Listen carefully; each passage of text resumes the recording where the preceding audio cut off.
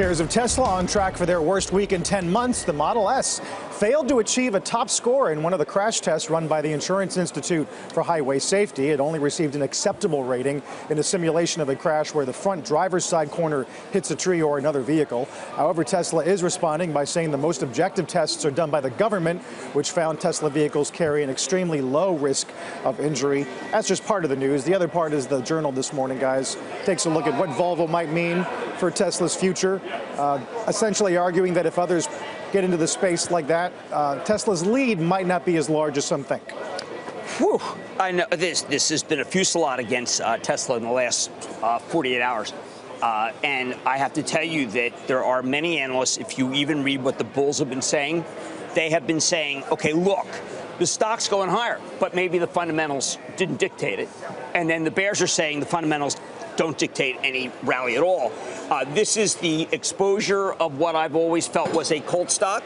But remember what Jim Stewart, my favorite Pulitzer Prize winning writer, said on this show, which is that the shareholders of Tesla and the drivers of Tesla like Tesla.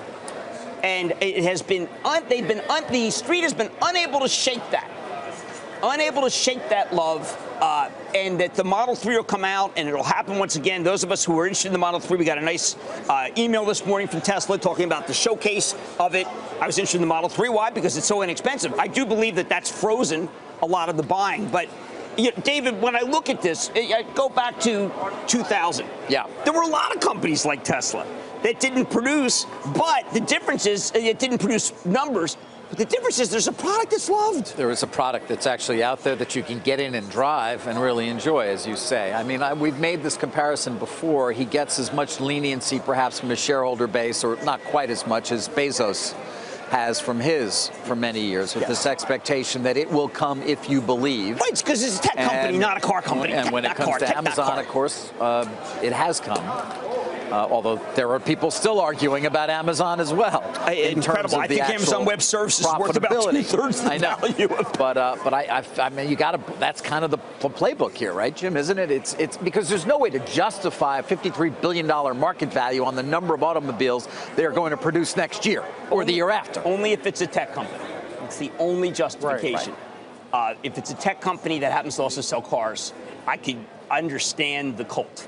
Yeah, you've been, I would argue, agnostic, somewhat removed. This is but at 309, a friend writes, would equal a bear market from the high. Would you get more aggressive then in your stance? I just think that in the end, this man's a great showman for technology. He's proven to be a showman. It's hard. Some people say he's a shaman. I think that in the end, be a shaman and a showman. Shaman and a showman. He's a shaman, showman. Yeah. Bang, bang, bang. Boom, boom, boom. Hey there, thanks for checking out CNBC on YouTube. Be sure to subscribe to stay up to date on all of the day's biggest stories. You can also click on any of the videos around me to watch the latest from CNBC. Thanks for watching.